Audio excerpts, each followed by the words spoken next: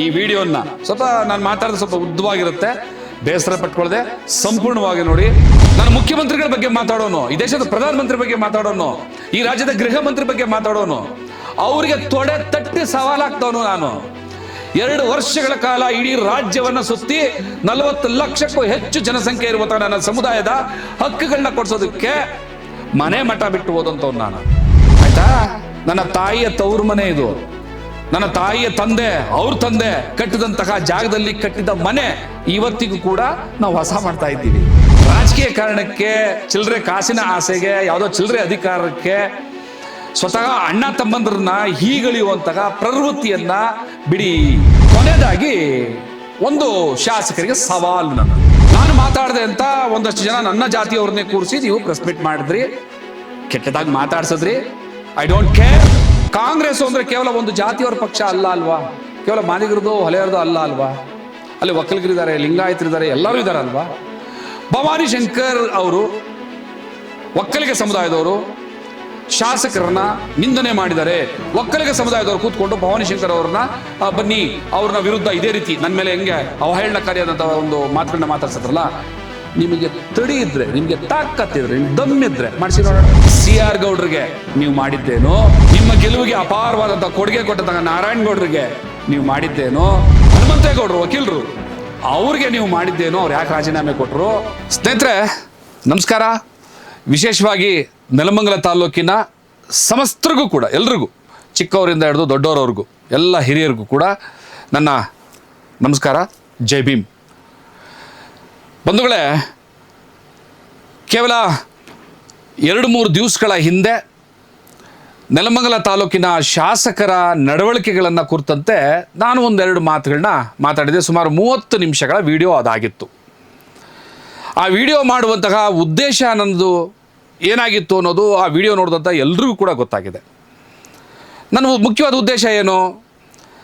ನೆಲಮಂಗಲ ತಾಲೂಕಿನ ಈಗಿನ ಶಾಸಕರು ಎಂತಹ ಪಕ್ಷಪಾತ ಧೋರಣೆಗಳನ್ನು ಅನುಸರಿಸ್ತಾ ಇದ್ದಾರೆ ಅಂದರೆ, ನಾನು ಸಿಂಪಲಾಗಿ ಅರ್ಥ ಆಗೋಂಗೆ ಹೇಳ್ಬೇಕು ಅಂತಂದರೆ, ಯಾವುದೇ ಗ್ರಾಮ ಪಂಚಾಯಿತಿಯಿಂದ ಹಿಡಿದು ತಾಲೂಕ್ ಪಂಚಾಯಿತಿ, ನಗರಸಭೆ ಅಥವಾ ತಾಲೂಕು ಕಚೇರಿ, ತಹಸೀಲ್ದಾರ್ ಕಚೇರಿ, ಇಲ್ಲೆಲ್ಲೂ ಕೂಡ ಯಾವುದೇ ಅಧಿಕಾರಿ ವರ್ಗ ಅಥವಾ ತಾಲೂಕಲ್ಲಿರುವಂತಹ ಎಲ್ಲ ಇಲಾಖೆಗಳು, ಸುಮಾರು 30ಕ್ಕೂ ಹೆಚ್ಚು ಇಲಾಖೆಗಳಲ್ಲಿ ನಮ್ಮ ಪಕ್ಷದ ಕಾರ್ಯಕರ್ತರು, ಮುಖಂಡರು ಮಾತ್ರ ಏನು ಹೇಳ್ತಾರೆ ಆ ಕೆಲಸ ಮಾತ್ರ ನಡಿಬೇಕು.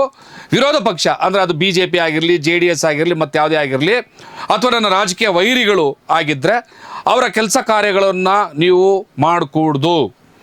ಒಂದು ವೇಳೆ ಯಾವುದಾದ್ರೂ ಕೂಡ ವಿಚಾರಗಳಿದ್ದರೆ ಅದು ನನ್ನ ಗಮನಕ್ಕೆ ತರಬೇಕು ಅನ್ನುವಂಥ ಒಂದು ನಡವಳಿಕೆಯನ್ನು ತೋರಿಸ್ತಾ ಇದ್ದಾರೆ ಅನ್ನುವಂಥ ನೆಲಮಂಗಲ ತಾಲೂಕಿನ ಜನರ ಆರೋಪ ಏನಿತ್ತು ಅದ್ರ ಕುರಿತಾಗಿ ನಾನು ಮಾತಾಡಿದ್ದೆ. ಮತ್ತು ಮಾತಾಡ್ತಾ ಹೇಳಿದ್ದೆ, ನಿಮ್ಮ ಪಕ್ಷದವ್ರಿಗೂ ಮಾತ್ರ ಇಲ್ಲಿ ನೆಲದಲ್ಲಿ ಬದುಕೋದಕ್ಕೆ ಹಕ್ಕಿಲ್ಲ, ವಿರೋಧ ಪಕ್ಷದವ್ರಿಗೂ ಕೂಡ, ಅಂದರೆ ಬೇರೆಲ್ಲ ಪಕ್ಷದವ್ರಿಗೂ ಕೂಡ ಇಲ್ಲಿ ಬದುಕುವ ಹಕ್ಕಿದೆ. ಸಂವಿಧಾನ ಎಲ್ರಿಗೂ ಬದುಕುವ ಹಕ್ಕನ್ನು ಕೊಟ್ಟಿದೆ. ಸರ್ಕಾರಿ ಅಧಿಕಾರಿಗಳು ಕೇವಲ ನಿಮ್ಮ ಮುಖ ನೋಡಿಕೊಂಡು, ನಿಮ್ಮ ಮಾತು ಕೇಳಿಕೊಂಡು ನಿಮ್ಮ ಪಕ್ಷದವ್ರ ಕೆಲಸ ಮಾತ್ರ ಮಾಡ್ಕೊಡೋದಕ್ಕಾಗೋದಿಲ್ಲ. ನಾಗರಿಕರು ಅಂದರೆ ಪ್ರಜಾಪ್ರಭುತ್ವ ವ್ಯವಸ್ಥೆಯಲ್ಲಿರೋದ ಪ್ರತಿಯೊಬ್ಬ ಪ್ರಜೆಯ ಕೆಲಸಗಳನ್ನು ಕೂಡ ಮಾಡಿಕೊಡ್ಬೇಕಾಗ್ತದೆ. ನೀವು ಯಾವುದೋ ಒಂದು ದ್ವೇಷದ ರಾಜಕಾರಣವನ್ನು ನೆಲಮಂಗಲ ತಾಲೂಕಲ್ಲಿ ಮಾಡೋಕ್ಕೆ ಹೊರಟಿ ಇಲ್ಲಿ ಅನಾಹುತಗಳನ್ನು ಸೃಷ್ಟಿ ಮಾಡ್ತಾ ಇದ್ದೀರಿ.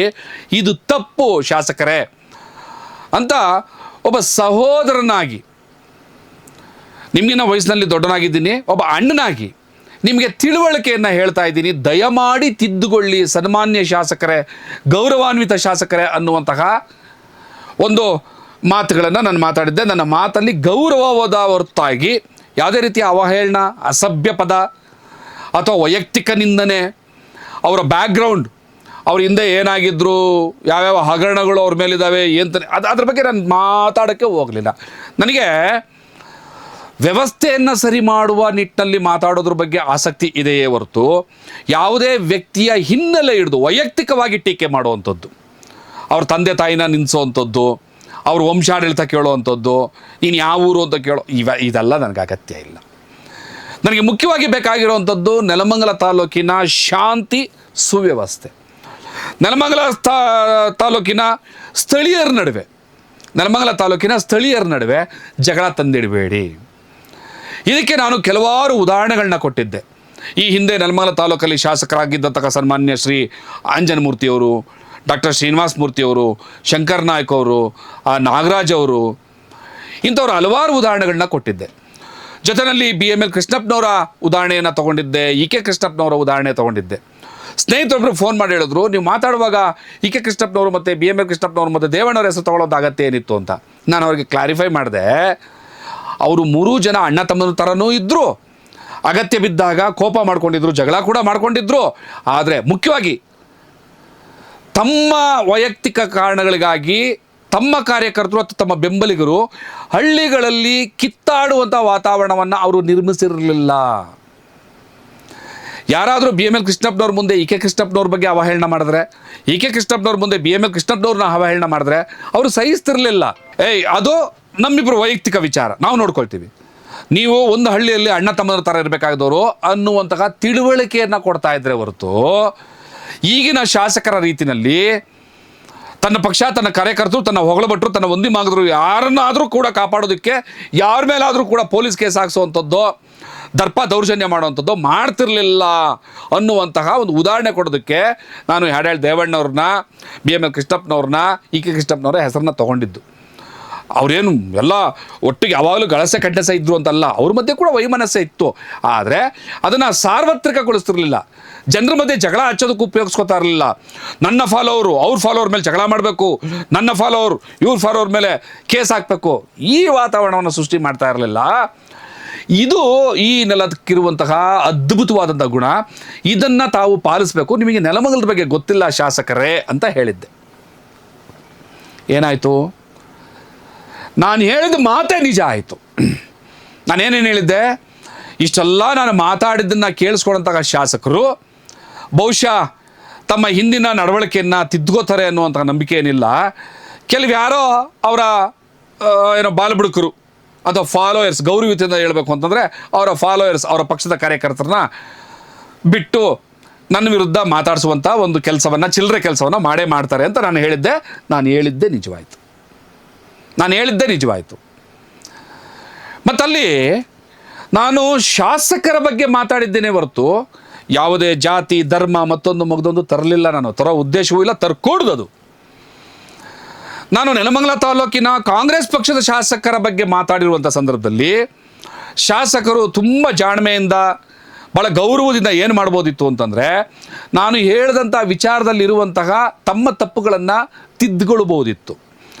ಅಥವಾ ತಾವು ತಪ್ಪು ಮಾಡಿಲ್ಲದೆ ನಾನೇನಾದರೂ ತಪ್ಪಾಗಿ ಮಾತಾಡಿದರೆ, ಭಾಸ್ಕರ್ ಪ್ರಸಾದ್ ಅವರು ತಪ್ಪಾಗಿ ಮಾತಾಡಿದ್ದಾರೆ, ಇದು ಸರಿಯಲ್ಲ, ಅವರಿಗೆ ತಪ್ಪು ಮಾಹಿತಿ ಹೋಗಿದೆ ಅಂತ ತಾವೇ ಕ್ಲಾರಿಫೈ ಮಾಡ್ಬೋದಿತ್ತು. ನೀವು ನನ್ನ ಅಣ್ಣ ತಮ್ಮ, ನನ್ನ ಸಹೋದರ, ನೀವು ವಯಸ್ಸಲ್ಲಿ ಚಿಕ್ಕವ್ರು ಇರ್ಬೋದು, ಆದರೆ ಶಾಸಕ ಸ್ಥಾನ ದೊಡ್ಡದಿದೆಯಲ್ಲ, ನೀವು ಹೇಳ್ಬೋದಿತ್ತು. ನಾನು ಕೇಳಿಸ್ಕೊತಾ ಇದ್ದೆ. ಆದರೆ ನೀವು ಮಾಡಿದ ಕೆಲಸ ಏನೋ ಅಂತ ನನಗೆ ನಗು ಬರುತ್ತೆ. ನೀವು ಒಬ್ಬರಿಗೆ ಫೋನ್ ಮಾಡಿದಾಗ ಆ ಗೆಳೆಯ ನನ್ನ ಜೊತೆಲೇ ಇದ್ದ. ಸ್ವತಃ ಶಾಸಕರೇ ಖುದ್ದಾಗಿ ಎಲ್ರಿಗೂ ಫೋನ್ ಮಾಡಿ ನನ್ನ ವಿರುದ್ಧ ಭಾಸ್ಕರ್ ಪ್ರಸಾದ್ ತುಂಬ ಅವಹೇಳನವಾಗಿ ಮಾತಾಡ್ಬಿಟ್ಟಿದ್ದಾರೆ, ಕೆಲಸ ಕಾರ್ಯಗಳಿಗಾದ್ರೂ ನನ್ನ ಹತ್ರ ಬರ್ತೀರಿ, ನೀವು ಯಾಕೆ ಅವ್ರ ವಿರುದ್ಧ ಹೋರಾಟವನ್ನು ಮಾಡಲ್ಲ ಅಂತ ಫೋನ್ ಮಾಡಿ ಮಾತಾಡ್ತೀರಿ. ಆ ಗೆಳೆಯ ನನ್ನ ಜೊತೆಲೇ ಇದ್ದ, ನಾನು ಕೇಳಿಸ್ಕೊಂಡೆ. ಆದರೆ ನೀವು ಕರೆದಂಥ ದಿವಸ ಯಾರೂ ಬರಲಿಲ್ಲ, ಒಂದು ನರಪಿಳ್ಳೆ ಕೂಡ ಗತಿ ಇಲ್ಲ, ಬರಲಿಲ್ಲ ಯಾರೂ ಕೂಡ. ಯಾಕಂದರೆ ಈ ನೆಲಮಂಗಲದ ಗುಣವೇ ಅಂಥದ್ದು. ಭಾಸ್ಕರ್ ಪ್ರಸಾದ್ ವಿರುದ್ಧ ಪ್ರತಿಭಟನೆ ಮಾಡೋದಕ್ಕೆ ಜನ ಸೇರ್ತಾರೆ ಅಂತ ಏನಾದ್ರು ಕಟ್ಕೊಂಡಿದ್ರೆ ಅದು ನಿಮ್ಮ ಭ್ರಮೆ. ಈ ನೆಲಮಂಗಲ ತಾಲೂಕಿನ ಶಾಂತಿ ಸುವ್ಯವಸ್ಥೆಯನ್ನು ಬಯಸುವಂಥವನು, ಯಾವುದೇ ಜಾತಿ ಜಗಳಗಳನ್ನು ಹಚ್ಚಬಾರ್ದು, ಅದು ಆಗದೇ ಇರೋ ರೀತಿಯಲ್ಲಿ ನೋಡ್ಕೋಬೇಕು ಅಂತ ಕಳೆದ 25-30 ವರ್ಷಗಳಿಂದ ನಡ್ಕೊಂಡು ಬಂದಿರೋನು ನಾನು. ಕರ್ನಾಟಕ ದಲಿತ ಸಂಘಟನೆಗಳ ಒಕ್ಕೂಟ 2004ರಲ್ಲಿ ಸ್ಥಾಪನೆ ಆದ ನಂತರ ಇಲ್ಲಿವರೆಗೂ 22 ವರ್ಷಗಳಾಯಿತು. ಈ ನೆಲಮಂಗಲ ತಾಲೂಕಿನ ಯಾವುದೇ ಪೊಲೀಸ್ ಸ್ಟೇಷನ್ಗಳನ್ನ ಚೆಕ್ ಮಾಡ್ಕೊಂಡು ಬನ್ನಿ, 22 ವರ್ಷಗಳಲ್ಲಿ 22 ಕೇಸ್ ಇರಲಿ, ಕೇವಲ 2 ಅಟ್ರಾಸಿಟಿ ಅಂತಹ ಕೇಸುಗಳನ್ನು ದಾಖಲು ಮಾಡೋದಕ್ಕೆ ನಾವು ಹೋರಾಟ ಮಾಡೋದು ಉದಾಹರಣೆ ಇಲ್ಲ. ಯಾಕೆ ಅಂತಂದರೆ, ಏನಾದರೂ ಸಣ್ಣ ಪುಟ್ಟ ಗಲಭೆಗಳಾದಂಥ ಸಂದರ್ಭದಲ್ಲಿ ಆ ಊರಿನಲ್ಲಿ ಮಾತುಕತೆಗಳ ಮೂಲಕ ಸೌಹಾರ್ದತೆಯಿಂದ, ಪ್ರೀತಿಯಿಂದ ಸಮಸ್ಯೆಯನ್ನು ಅಲ್ಲೇ ಬಗೆಹರಿಸಿ ನ್ಯಾಯವನ್ನು ಕೊಡಿಸುವಂಥ ಕೆಲಸಗಳನ್ನು ಮಾಡುವಂತಹ ಜವಾಬ್ದಾರಿಯುತವಾದಂಥ ಕೆಲಸಗಳನ್ನು ನಿರ್ವಹಿಸ್ಕೊಂಡು ಬಂದಂಥವ್ರು ನಾವು. ನೀವು ಸ್ಟೇಷನ್ಗಳಿಗೆ ಹೋಗ್ಬಿಟ್ಟು ದಾಖಲೆಗಳನ್ನ ಚೆಕ್ ಮಾಡ್ಕೊಂಡು ಬನ್ನಿ. ನಾನು ನಿಮ್ಮ ಹಿಂಬಾಲಕರಾಗಿ ಯಾರು ಏನು ಮಾತಾಡಿದ್ರು ಅವರಿಗೆ ಉತ್ತರ ಕೊಡೋಕೆ ಹೋಗೋದಿಲ್ಲ, ಖಂಡಿತವಾಗಲೂ ಕೊಡೋದಿಲ್ಲ. ಯಾಕೆ ಅಂತಂದರೆ, ನಾನು ಆಗಲೇ ಹೇಳಿದ್ದೀನಿ, ಸ್ವಾಭಿಮಾನ ನಂದು ದೊಡ್ಡದು, ಅಹಂಕಾರ ಅಂದ್ಕೊಂಡ್ರೆ ಚಿಂತೆ ಇಲ್ಲ. ಮನುಷ್ಯನಿಗೆ ಅಹಂಕಾರ ಇರಬೇಕು, ದುರಹಂಕಾರ ಇರಬಾರ್ದು.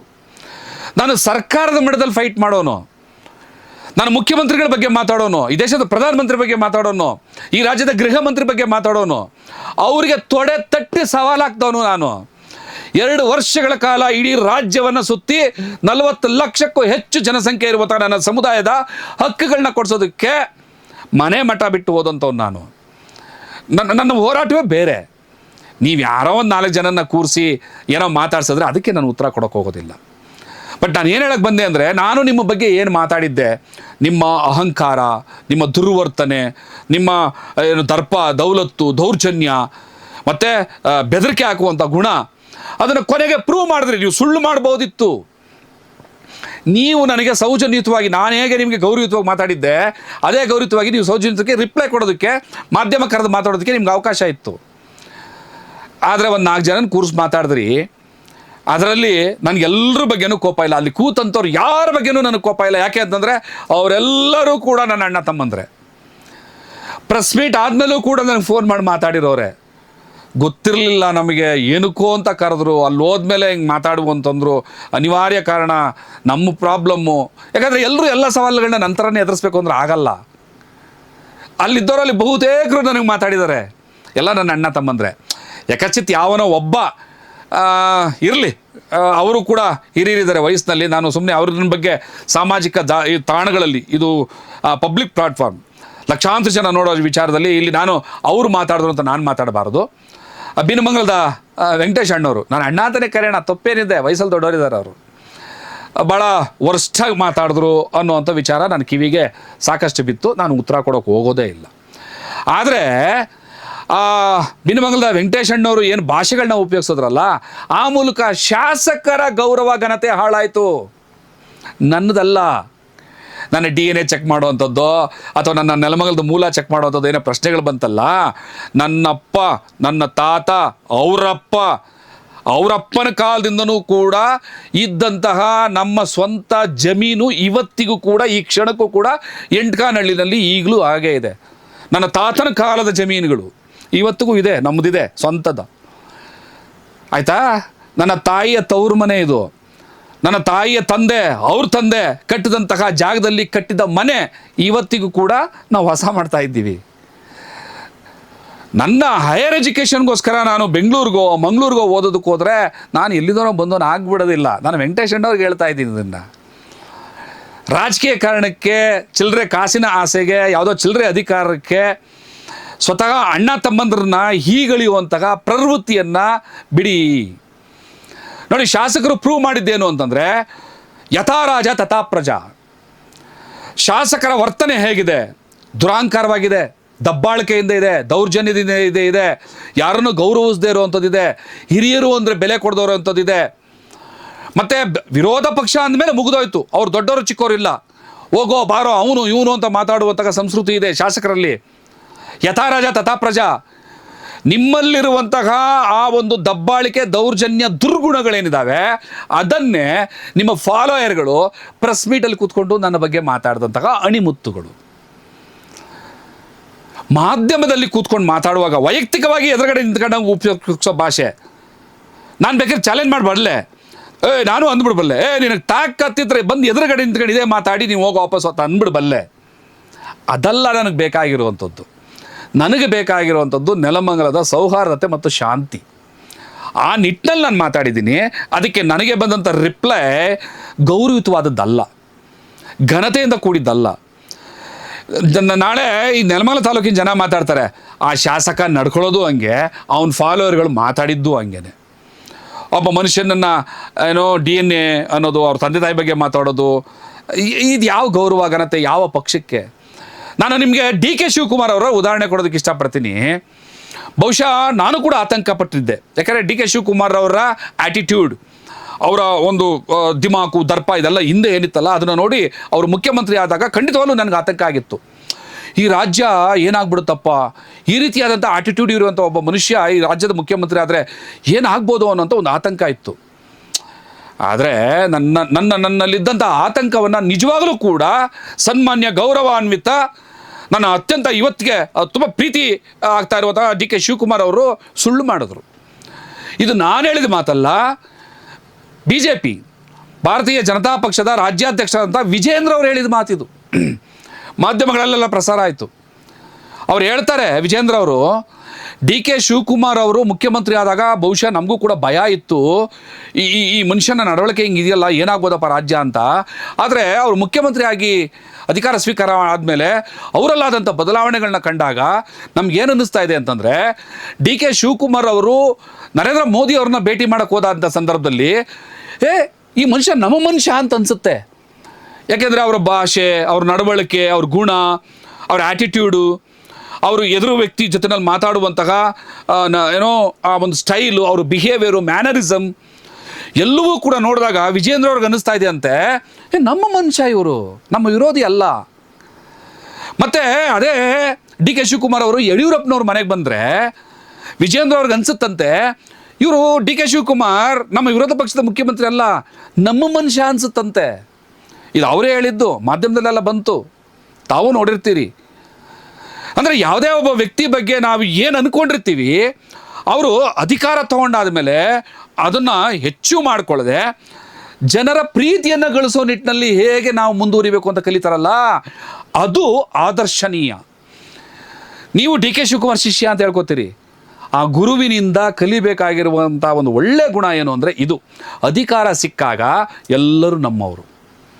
ಇವರು ಬಿ ಜೆ ಪಿ, ಇವರು ಜನತಾದಳ, ಇವರು ಕಾಂಗ್ರೆಸ್ಸು, ಇವರು ಬಿ ಎಸ್ ಪಿ, ಇವರು ಆಮ್ ಆದ್ಮಿ ಪಾರ್ಟಿ, ಇವರು ಕೆ ಆರ್ ಎಸ್ಸು, ಇವರು ಎಸ್ ಡಿ ಪಿ ಐ, ಹಂಗಲ್ಲ ನೋಡೋದು. ಒಟ್ಟು ನೆಲಮಂಗಲ ತಾಲೂಕಿನ 3 ಲಕ್ಷಕ್ಕೂ ಹೆಚ್ಚು ಜನ ಮತದಾರರೇನಿದ್ದಾರೆ, ಇವರೆಲ್ಲರೂ ನನ್ನ ಬಂಧುಗಳು, ಇವರೆಲ್ಲರೂ ನನ್ನ ಬಾಂಧವರು, ಇವರೆಲ್ಲರೂ ನನ್ನ ಅಣ್ಣ ತಮ್ಮಂದರು, ಇವರೆಲ್ಲರೂ ನನ್ನ ಮತ ಬಾಂಧವರು. ಇವರೆಲ್ಲರ ಕಷ್ಟ ಸುಖ ನೋಡೋದು ನನ್ನ ಜವಾಬ್ದಾರಿ ಅಂತ ಅರ್ಥ ಮಾಡ್ಕೊಂಡಾಗ ಮಾತ್ರನೇ ಒಬ್ಬ ಗೌರವಾನ್ವಿತ ಶಾಸಕ ಆಗೋದಕ್ಕೆ ಸಾಧ್ಯ. ಶಾಸಕರೇ, ನಾನು ನಿಮಗೆ ಇನ್ನೊಂದು ಮಾತನ್ನು ಹೇಳೋದಕ್ಕೆ ಇಷ್ಟಪಡ್ತೀನಿ. ನಿಮಗೆ ಅಲೆಕ್ಸಾಂಡರ್, ತಾವು ಯೂನಿವರ್ಸಿಟಿಯಲ್ಲಿ ಕಲ್ತಂಥವ್ರು, ನಿಮಗೆ ಅಲೆಕ್ಸಾಂಡರ್ ಇತಿಹಾಸ ಗೊತ್ತಿರುತ್ತೆ. ಜಗತ್ತನ್ನೇ ಗೆಲ್ತೀನಿ ಅಂತ ಹೊರಟ, ಕೊನೆಗೆ ತಾನು ಸಾಯುವಾಗ ತನ್ನ ಅನುಯಾಯಿಗಳಿಗೆ ಹೇಳ್ದ, ನನ್ನ ಬರಿಗೈಯನ್ನು ಹೊರಗಡೆ ಇಟ್ಟು ನನ್ನನ್ನು ಸಮಾಧಿ ಮಾಡಿ ಅಂತ.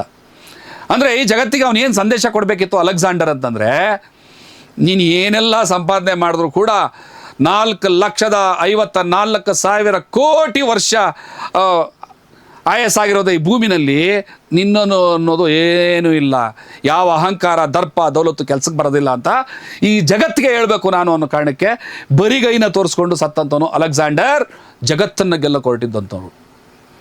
ಹಿಟ್ಲರ್, ಜರ್ಮನಿಯ ಹಿಟ್ಲರ್, ಸರ್ವಾಧಿಕಾರಿ, ನನ್ನ ಬಿಟ್ಟರೆ ಇನ್ನೊಬ್ಬ ಇಲ್ಲ, ನಾನೇ ಈ ಜಗತ್ತು, ನಾನು ಹೇಳಿದಾಗೆ ನಡಿಬೇಕು ಅನ್ನುವಂತಹ ಒಂದು ಸರ್ವಾಧಿಕಾರಿ ಧೋರಣೆಯನ್ನು ತೋರಿಸಿದಂಥ ವ್ಯಕ್ತಿ ಕೊನೆಗೆ ಒಂದು ಬಂಕರಲ್ಲಿ ಅಡಕ್ಕೊಂಡು ತಲೆಗೆ ಗುಂಡಿಟ್ಕೊಂಡು ಆತ್ಮಹತ್ಯೆ ಮಾಡ್ಕೊಂಡು ಸತ್ತ.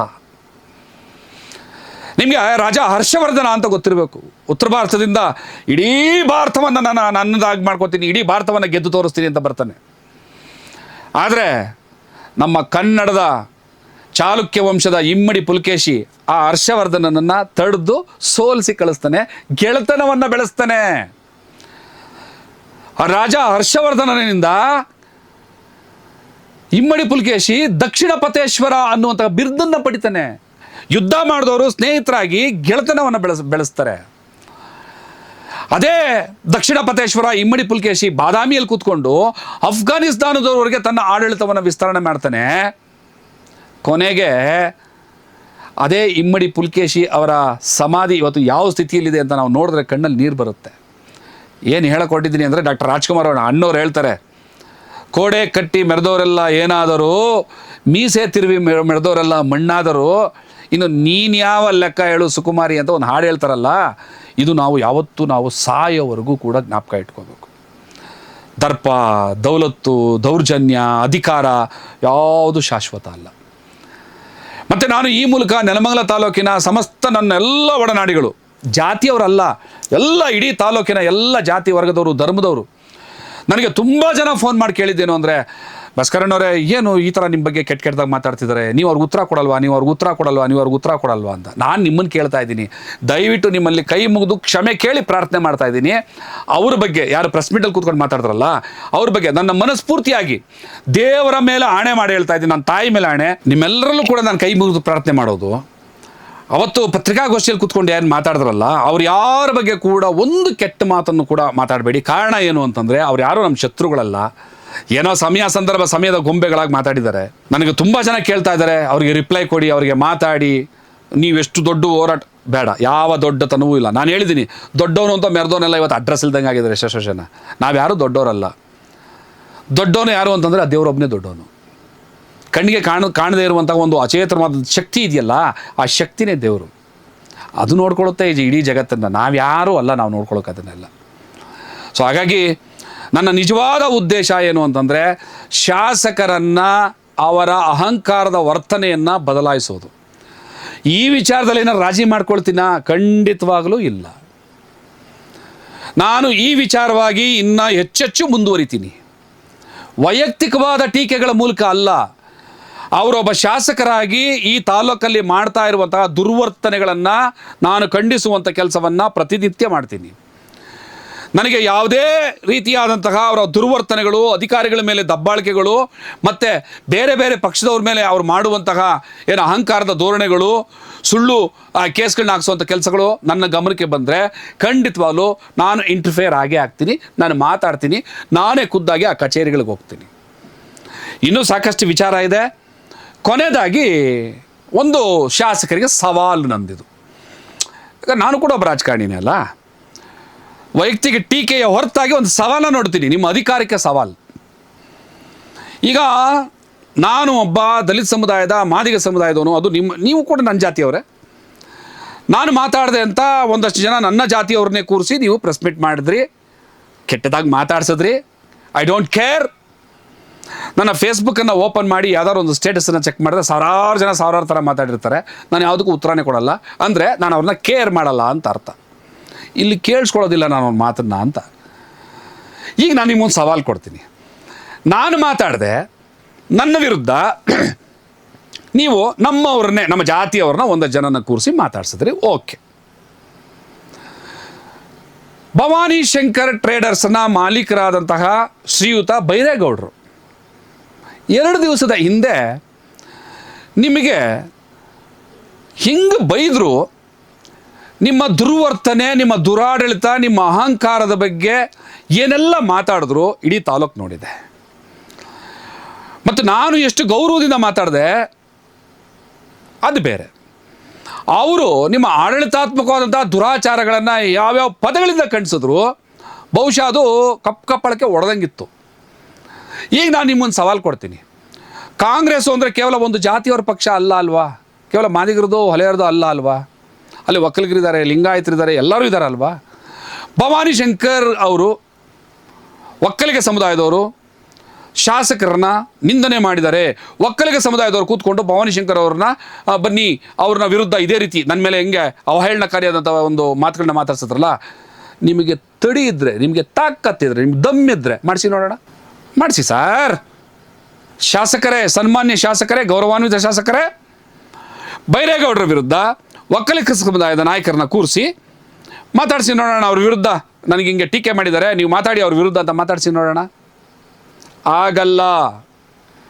ಕಾರಣ ಇಷ್ಟೇ, ಈ ತಾಲೂಕಿನ ಒಕ್ಕಲಿಗ ಸಮುದಾಯ ಈಗಾಗಲೇ ನೀವೇನು ಅಂತ ಅರ್ಥ ಮಾಡಿಕೊಂಡಿದೆ. ನಿಮ್ಮನ್ನು ಈ ನೆಲಮಂಗಲ ತಾಲೂಕಿಗೆ ಕರ್ಕೊಂಡು ಬಂದು ನಿಮ್ಮ ಗೆಲುವಿಗಾಗಿ ಹಗಲು ರಾತ್ರಿ ಶ್ರಮಿಸಿದಂಥವ್ರು CR ಗೌಡ್ರಿಗೆ ನೀವು ಮಾಡಿದ್ದೇನು? ನಿಮ್ಮ ಗೆಲುವಿಗೆ ಅಪಾರವಾದಂಥ ಕೊಡುಗೆ ಕೊಟ್ಟಂತಹ ನಾರಾಯಣಗೌಡರಿಗೆ ನೀವು ಮಾಡಿದ್ದೇನು? ನೀವು ಈ ಕ್ಷೇತ್ರಕ್ಕೆ ಬರೋದಕ್ಕೆ ನಿಮ್ಮ ಜೊತೆಯಲ್ಲಿ ಹಗಲು ರಾತ್ರಿ ಕಟಿಬದ್ಧರಾಗಿ ನಿಂತಹ ಬೆನ್ಮಂಗಲ ಮೂರ್ತಿಯವರಿಗೆ ನೀವು ಮಾಡಿದ್ದೇನು? ಆದರೆ ಹನುಮಂತೇಗೌಡರು ವಕೀಲರು ಅವ್ರಿಗೆ ನೀವು ಮಾಡಿದ್ದೇನೋ, ಅವ್ರು ಯಾಕೆ ರಾಜೀನಾಮೆ ಕೊಟ್ಟರು ಅನ್ನೋದು ಈ ತಾಲೂಕಿನ ಎಲ್ಲ ಒಕ್ಕಲಿಗ ಸಮುದಾಯದವ್ರಿಗೂ ಕೂಡ ಗೊತ್ತಾಗಿದೆ. ಅವರು ನೀವೇನಾದರೂ ಈ ಮಾತು ಹೇಳೋಕ್ಕೆ ಹೋದರೆ, ಬೈರೇಗೌಡರು ನನ್ನ ವಿರುದ್ಧ ಮಾತಾಡಿದರೆ ನೀವು ಮಾತಾಡಿ ಒಕ್ಕಲಿಗರ ವಿರುದ್ಧ ಮಾತಾಡೋಕೆ ಹೋದರೆ, ನಡೆಯೋ ಆಚೆಗೆ ಯೋ, ನಿನ್ನ ರಾಜಕೀಯ ತೇವಲಿಗೆ ಜಾತಿ ಮಧ್ಯೆ ಜಗಳ ಹಚ್ಚಕ್ಕೆ ಬಂದರೆ ನೀನು ಹೇಳಿದ ಮಾತನ್ನೆಲ್ಲ ಕೇಳ್ಕೊಂಡು ಕುರಿಗಳ ಥರ ಹೋಗೋದಕ್ಕೆ ನಾವು ದಡ್ರಲ್ಲ ಅಂತ ಉಗಿದು ಕಳಿಸ್ತಾರೆ. ನಮ್ಮವ್ರು ಬಿಡಿ, ನಾವು ಕಾಲದಿಂದನೂ ಹಿಂಗೆ ಬಂದುಬಿಟ್ಟಿದ್ದೀವಿ. ನಾವು ಕಾಲಿಂದ ಹಿಂಗೆ ನೀವು ಇನ್ನೂ ಬದಲಾಗಲಿಲ್ಲ. ಈ ದಲಿತ ಸಮುದಾಯ ಇನ್ನೂ ಕೂಡ ಸ್ವಾಭಿಮಾನದಿಂದ ರಾಜಕೀಯ ಇಚ್ಛಾಶಕ್ತಿಯನ್ನು ಹೊಂದೋದಕ್ಕೆ ಸಾಧ್ಯ ಆಗಲಿಲ್ಲ. ಅದಕ್ಕೆ ನಾವು ಹಿಂಗಿದ್ದೀವಿ. ಈ ಮಾತನ್ನು ನಾನು ಹೇಳ್ತಾ ಇರೋದಲ್ಲ, ಸನ್ಮಾನ್ಯ ಖರ್ಗೆ ಅವರು ಹೇಳಿದ್ರು. ಸನ್ಮಾನ್ಯ ಪರಮೇಶ್ವರ್ ಅವರು ಹೇಳಿದ್ರು, ನಾನು ದಲಿತ ಅನ್ನೋ ಕಾರಣಕ್ಕೆ ಮುಖ್ಯಮಂತ್ರಿ ಆಗೋಕ್ಕಾಗ್ತಾ ಇಲ್ಲ ಅಂತಂದರು. ನಾನು ದಲಿತ ಅನ್ನೋ ಕಾರಣಕ್ಕೆ ನಾನು ಕೂತು ಜಾಗನ ಶುದ್ಧೀಕರಣ ಮಾಡಿದ್ರು ಅಂತಂದರು ಖರ್ಗೆ ಅವರು. ಸೊ ಇನ್ನೂ ಅದೇ ಪರಿಸ್ಥಿತಿಲಿ ಇದ್ದೀವಿ ನಾವು. ಸೊ ಹಂಗಾಗಿ ಅಂಥವ್ರನ್ನ ಉಪಯೋಗಿಸ್ಕೊಂಡು ನೀವು ಮಾಡೋ ಕೆಲಸಕ್ಕೂ ಈಗ ನಾನು ನಿಮ್ಗೊಂದು ಸವಾಲು ಕೊಟ್ಟಿದ್ದೀನಲ್ಲ, ಬೈರೇಗೌಡರ ವಿರುದ್ಧ ಮಾತಾಡಿಸಿ, ಎಲ್ಲ ಒಕ್ಕಲಿಗ ಸಮುದಾಯದ ಲೀಡರ್ಗಳನ್ನೆಲ್ಲ ಲೈನ್ ಕೂರಿಸಿ ಪ್ರೆಸ್ ಮೀಟ್ ಮಾಡಿಸಿ. ಆಗತ್ತಾ? ತಿರುಗು ನೋಡಬಾರ್ದು, ಹಂಗೆ ಮಾತಾಡಿ ಕಳಿಸ್ತಾರೆ. ಸೊ ಹಾಗಾಗಿ ನಾನು ನಿಮ್ಗೆ ಮತ್ತೆ ಹೇಳ್ತಾ ಇದ್ದೀನಿ, ಇದು ನಿಮ್ಮ ಮೇಲೆ ನನಗೆ ರೋಷವೂ ಅಲ್ಲ, ಕೋಪವೂ ಅಲ್ಲ, ಏನೂ ಅಲ್ಲ. ನನಗಿರೋದು ಒಂದೇ ಉದ್ದೇಶ, ನನ್ನ ಮನೆ, ನನ್ನ ತವರು ನೆಲ, ನನ್ನ ತಾತ ಮುತ್ತಾತಿರು ಬೆಳೆದಂಥ ನೆಲ, ನಾವಿಲ್ಲಿ ಹುಟ್ಟಿ ಬೆಳೆದಂಥ ನೆಲಮಂಗಲ ಶಾಂತಿಯಿಂದ ಇರಬೇಕು. ನಿಮ್ಮ ರಾಜಕೀಯ ತೆವಲಿಗೆ ಇಲ್ಲಿ ರಕ್ತಪಾತಗಳಾಗಬಾರ್ದು. ಒನ್ಸ್ ಅಗೇನ್ ನಾನು ನಿಮಗೆ ರಿಮೈಂಡ್ ಮಾಡ್ತಾ ಇದ್ದೀನಿ, ತಾಲೂಕ್ ಪಂಚಾಯತಿ, ಗ್ರಾಮ ಪಂಚಾಯತಿ, ಜಿಲ್ಲಾ ಪಂಚಾಯತಿ ಚುನಾವಣೆಗಳು ಬರ್ತಾ ಇದ್ದಾವೆ. ನಿಮ್ಮ ಒಂದು ದಬ್ಬಾಳಿಕೆ ದೌರ್ಜನ್ಯದಿಂದ, ನಿಮ್ಮ ಸ್ವಾರ್ಥಕ್ಕೆ ಹಳ್ಳಿಗಳಲ್ಲಿ ರಕ್ತಪಾತಕ್ಕೆ ಅವಕಾಶ ಮಾಡಿಕೊಡ್ಬೇಡಿ. ಒಬ್ಬರ ಮೇಲೆ ಒಬ್ಬರನ್ನ ಎತ್ಕಟ್ಟಬೇಡಿ. ಗ್ರಾಮ ಪಂಚಾಯತಿನಲ್ಲಿ ಯಾವ ಪಕ್ಷವೂ ಇರೋದಿಲ್ಲ. ಯಾರಾದರೂ ಗೆದ್ದು ಬಂದಂಥವ್ರು ಎಲ್ಲರನ್ನೂ ಕೂಡ ನಮ್ಮವರು ಅಂತ ಟ್ರೀಟ್ ಮಾಡಿ. ಗ್ರಾಮ ಪಂಚಾಯತಿಗಳಲ್ಲಿ ಎಲ್ಲೆಲ್ಲಿ ನಿಮ್ಮ ಪಕ್ಷದವರ ಅಧ್ಯಕ್ಷತೆ ಇದೆ, ಎಲ್ಲೆಲ್ಲಿ ನಿಮ್ಮ ಪಕ್ಷದವರ ಸದಸ್ಯತ್ವ ಜಾಸ್ತಿ ಇದೆ, ಅಲ್ಲಿನ ಪಿ ಡಿ ಒಗಳು ಸೌಕರ್ಯದಿಂದ ಇರುವಂಥದ್ದು. ಎಲ್ಲೆಲ್ಲಿ ನಿಮ್ಮ ವಿರೋಧ ಪಕ್ಷ ಅಂದರೆ JDS ಅಥವಾ BJPಯ ಅಧ್ಯಕ್ಷರು ಇದ್ದಾರೆ, ಎಲ್ಲೆಲ್ಲಿ ಗ್ರಾಮ ಪಂಚಾಯತಿಗಳ ಸದಸ್ಯರ ಸಂಖ್ಯೆ ನಿಮ್ಮ ವಿರೋಧ ಪಕ್ಷದವ್ರು ಜಾಸ್ತಿ ಇದೆ, ಅಲ್ಲಿನ PDOV ಸೆಕ್ರೆಟರಿಗಳಿಗೆ ನರಕ ದರ್ಶನ ಮಾಡಿಸ್ತಾ ಇದ್ದೀರಲ್ಲ. ನಾನು ಹೇಳ್ದಂಗೆ ಆಗಬೇಕು, ಇಲ್ಲ ನಿಮ್ಮ ಟ್ರಾನ್ಸ್ಫರ್ ಮಾಡಿಸ್ತೀವಿ, ಅದು ಮಾಡ್ತೀವಿ, ಇದು ಮಾಡ್ತೀವಿ ಅಂತ ಬೆದರಿಕೆ ಆಗ್ತಾ ಇದ್ರಲ್ಲ PDOಗಳಿಗೆ. PDOಗಳು ಸಾಮಾನ್ಯದವರು, ಅವ್ರ ಮೇಲೆ ಹೋಗಿ ನಿಮ್ಮ ದಬ್ಬಾಳಿಕೆಗಳನ್ನು ತೋರಿಸ್ತೀರಿ. ಅಲ್ಲಿ ಮೆಂಬರ್ ಹೇಳ್ದಂಗೆ ಕೇಳಬೇಕಾ, ಅಧ್ಯಕ್ಷರು ಹೇಳ್ದಂಗೆ ಕೇಳಬೇಕಾ, ಜನ ಹೇಳ್ದಂಗೆ ಕೇಳಬೇಕಾ, ಅಥವಾ ನೀವು ಹೇಳ್ದಂಗೆ ಕೇಳಬೇಕಾ? ನಿಮಗೂ ಗ್ರಾಮ ಪಂಚಾಯತಿಗೆ ಏನು ಸಂಬಂಧ? ಗ್ರಾಮ ಪಂಚಾಯತಿ ಅಧ್ಯಕ್ಷನಿಗಿರುವ ಅಧಿಕಾರ ಏನು ಅಂತ ಗೊತ್ತಾ? ನಾನು ನಿಮ್ಮನ್ನು ಶಾಸಕರೇ ಅಂತೀನಿ. ಶಾಸಕ ಅಂದ್ರೇನು? ಶಾಸನಗಳನ್ನು ರೂಪಿಸೋದು ಇಡೀ ರಾಜ್ಯಕ್ಕೆ. ಗ್ರಾಮ ಪಂಚಾಯತಿ ಮಟ್ಟದಲ್ಲಿ ಜಗಳ ಹಚ್ಚೋದಲ್ಲ. ಇಷ್ಟನ್ನು ಹೇಳ್ತಾ ಇದ್ದೀನಿ. ಇನ್ನು ಮುಂದೆ ತುಂಬ ಮಾತಾಡಬೇಕಾಗಿದೆ. ಕೊನೆಯದಾಗಿ ನಾನೊಂದಷ್ಟು ನಿಮಗೆ ಈ ದಾಖಲೆಗಳನ್ನ ತೋರಿಸ್ಬೇಕಿತ್ತು. ಸುಮಾರು ಪುಟಗಳಷ್ಟು ದಾಖಲೆಗಳಿದ್ದಾವೆ, ನೂರಾರು ಸಂಖ್ಯೆ ಪುಟಗಳ ದಾಖಲೆಗಳಿದ್ದಾವೆ. ಇಲ್ಲಿ ನನ್ನ ಸಹೋದರನೊಬ್ಬ ಕೇಳ್ದ, ಶಾಸಕರ ಅಕ್ರಮಗಳ ಬಗ್ಗೆ ದಾಖಲೆಗಳೇನಿದ್ದಾವೆ ಅಂತ. ಈ ದಾಖಲೆಗಳು ಏನು, ಇದರೊಳಗಡೆ ಏನೇನಿದ್ದಾವೆ, ಈ ದಾಖಲೆಗಳನ್ನು ಇನ್ನು ಮುಂದೆ ಒಂದೊಂದಾಗಿ ನಾನು ಸಂಬಂಧಪಟ್ಟಂಥ ಇಲಾಖೆಗಳಿಗೆ ಕೊಟ್ಟರೆ, ವಿರೋಧ ಪಕ್ಷ ಅನ್ನೋ ಕಾರಣಕ್ಕೆ ಈ ಜನರ ಕೆಲಸವನ್ನು ಮಾಡಿಕೊಡೋದಕ್ಕೆ ಯಾರೆಲ್ಲ ನಿರಾಕರಣೆ ಮಾಡಿದ್ರು ಅಧಿಕಾರಿಗಳು, ಅವರು ಮುಂದಿನ ದಿವಸದಲ್ಲಿ ಜೈಲಿಗೆ ಹೋಗೋದ್ರಿಂದ ಹಿಡಿದು, ಲೋಕಾಯುಕ್ತ ಕೋರ್ಟ್ಗಳಿಗೆ ಹೋಗೋದ್ರಿಂದ ಹಿಡಿದು, ಇಲಾಖಾ ತನಿಖೆಗಳನ್ನು ಎದುರಿಸೋದ್ರಿಂದ ಹಿಡಿದು, ಕೊನೆಗೆ ಕೋರ್ಟ್ ಮೆಟ್ಲು ಏರೋವರೆಗೂ ಕೂಡ ಹೋಗಬೇಕಾದಂಥ ಶಿಕ್ಷೆಗಳನ್ನ ಅನುಭವಿಸ್ಬೇಕಾಗ್ತದೆ. ಅಂತಹ ದಾಖಲೆಗಳನ್ನು ನಾನು ಇಟ್ಕೊಂಡೇ ಮಾತಾಡ್ತಾ ಇದ್ದೀನಿ. ಇದ್ರ ಬಗ್ಗೆ ಇದು ಸುಮ್ಮನೆ ತೋರಿಸ್ತಾ ಇದ್ದೀನಿ.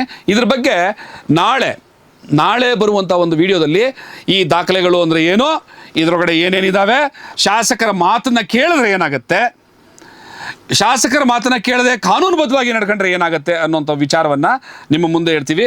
ಸದ್ಯಕ್ಕೆ ಈ ವಿಡಿಯೋನ ಸ್ವಲ್ಪ ನಾನು ಮಾತಾಡಿದ್ರೆ ಸ್ವಲ್ಪ ಉದ್ದವಾಗಿರುತ್ತೆ, ಬೇಸರ ಪಟ್ಕೊಳ್ಳದೆ ಸಂಪೂರ್ಣವಾಗಿ ನೋಡಿ. ನೆಲಮಂಗಲ ತಾಲೂಕಿನ ಎಲ್ರಿಗೂ ಕೂಡ ಶುಭವಾಗಲಿ. ಮೊದಲನೇದಾಗಿ ಶಾಸಕರಿಗೆ ಆ ಭಗವಂತ ಒಳ್ಳೆ ಬುದ್ಧಿ ಕೊಡಲಿ ಅಂತ ಕೇಳ್ತಾ ನನ್ನ ಮಾತಿಗೆ ವಿರಾಮ ಆಗ್ತಾ ಇದ್ದೀನಿ. ತಮ್ಮೆಲ್ಲರಿಗೂ ಶುಭವಾಗಲಿ. ನಮಸ್ಕಾರ.